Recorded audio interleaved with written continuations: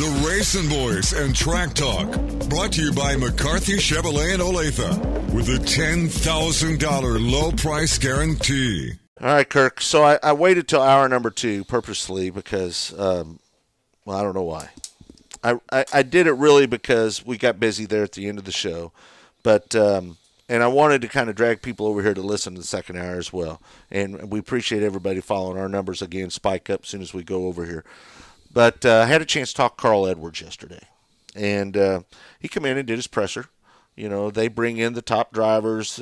We had just about everybody in here yesterday, you know, from Dale Earnhardt Jr., Jimmy Johnson was in here, Clint Boyer, Carl Edwards, Brad Keselowski was in here, Mark Martin was in here, and we're going to play a lot of that sound tomorrow on our pre-race show. But one of the things that came out of yesterday when they had all those press conferences, a moment I had a chance to talk to Carl Edwards afterwards. We were just standing out here.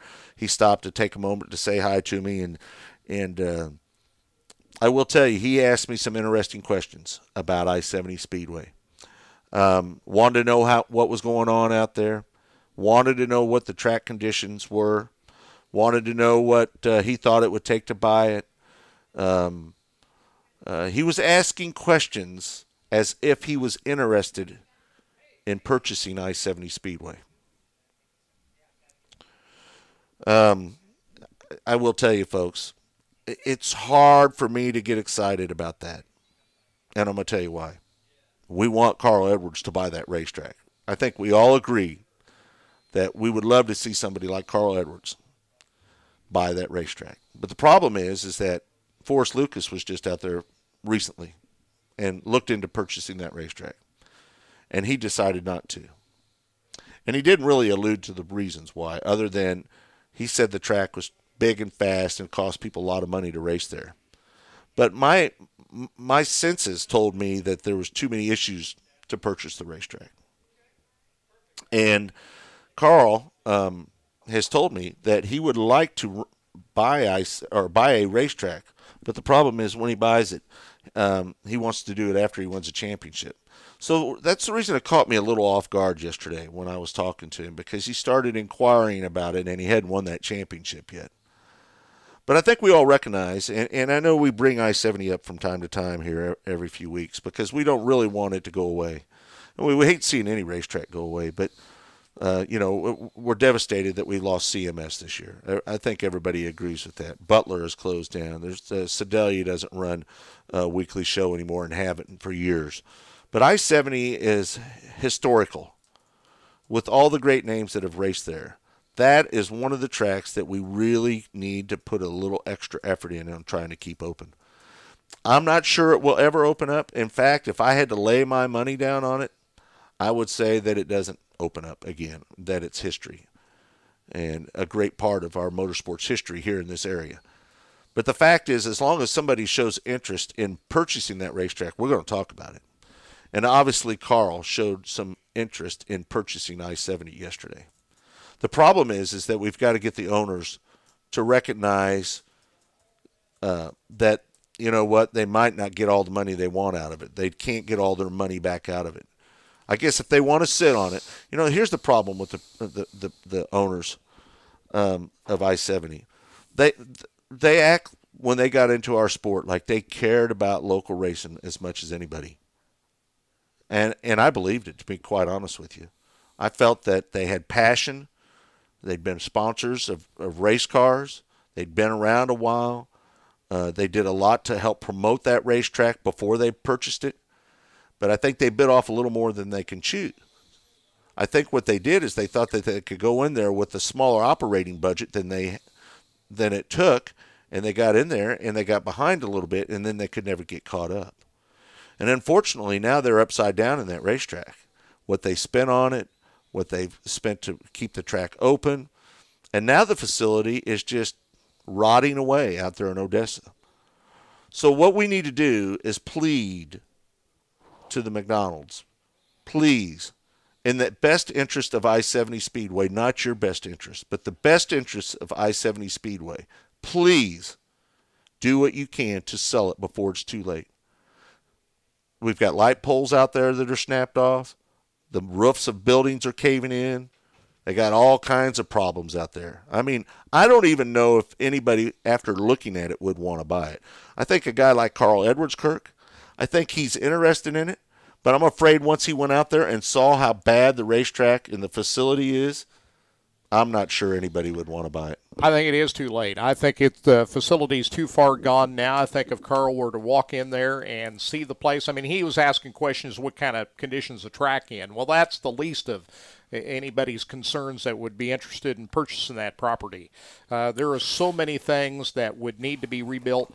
It is almost to the point now to where I agree you just have to doze the site and start over. And if you're going to do that, why would you do it there? Because you're not that far from the metro, and because it has, even if you plowed it down and rebuilt it, you could still call it the historical I-70 Speedway because it's on the property.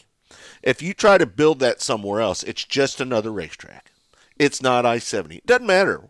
And I don't think you have to level the whole facility. I think you're going to have to level the concession stands. You're going to have to put some new buildings in there. But I've got to believe that the one building over there that has the suites on top of it that were added to it in the early, maybe the late 90s, I got to believe that portion of it is still good. But I think probably the main concession stand that has been there forever, that's probably going to have to be torn down. They've got septic tank issues out there. I know that there's a light pole that has snapped off and fallen on that building. There's trees growing up through the grandstands. But I think all of that, if you did it in phases, I think you could work your way through that. Maybe tear down the building, put a temporary concession stand up there for the beginning. But guys that make real money, guys that make, say, like Carl money, I don't know what Carl makes, but it's got to be $20, $30 million a year, maybe, something like that. You've got to take your money and give it to Uncle Sam, or you invest it in something you can write off.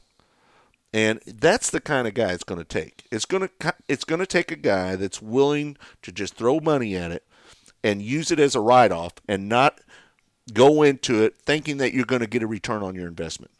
Because you're not going to get a return on your investment. This is going to have to be a Lucas Oil Speedway type situation where you're going to have to spend multi-million dollars to bring something back. But at the same time, you cannot expect to ever get your money back.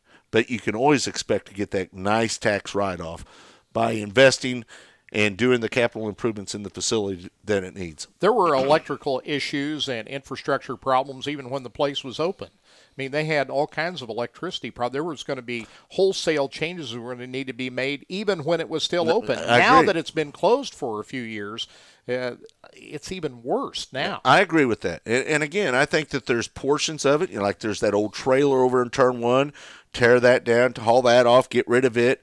And to be honest with you, Kirk, I don't think they should even try to run the little dirt track out back. I think that's a waste.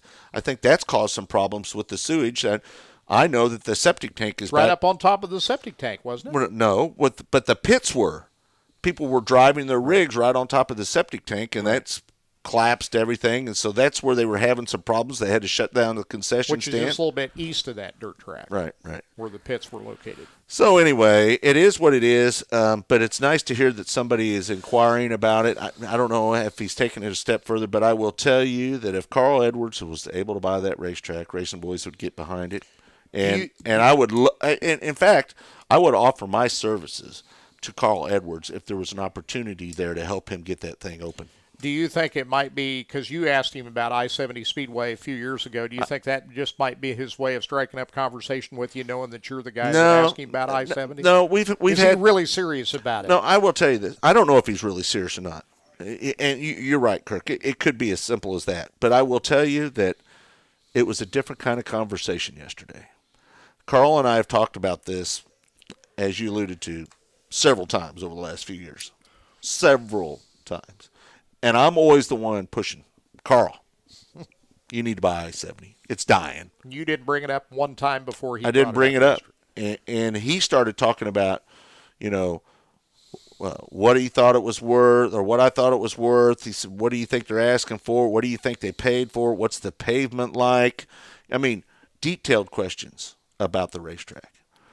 Not just like, Oh, yeah, what's going on? Oh, that's sad, Oh, yeah, just it wasn't like just chit-chat. It was like he wanted to know detail. I don't know. It is I sad. guess it's just wishful thinking on my part, to be honest with you.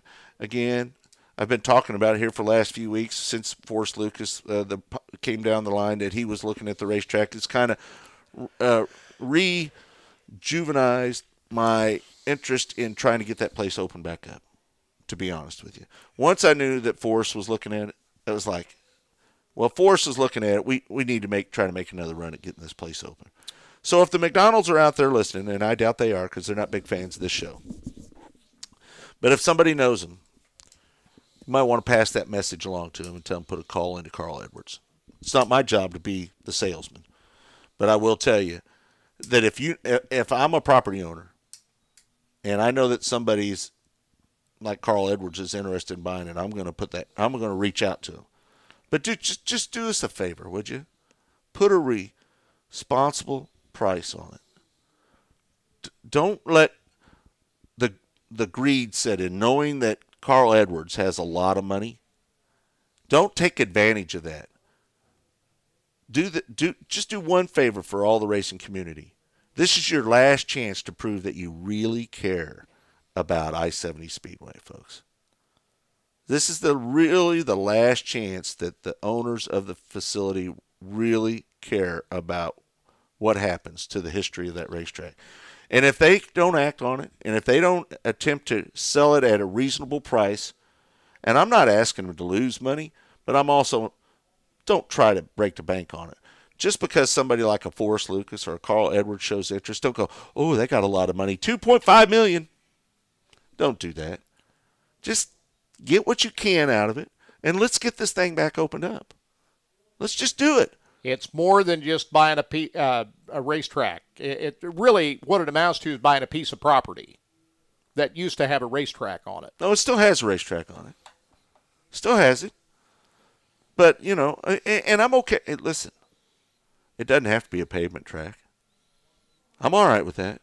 Whoever would buy the track probably wouldn't likely reconfigure it as a big half-mile I-70 racetrack. I wish they would. They would probably come in and lower the banking, shorten up the straightaways, make it more conducive to weekly racing. I wish they would, though, Kirk. I mean, listen, that was the mystique about I-70, is that was a man's track. That was a man. I mean, you had to man up to win at that joint.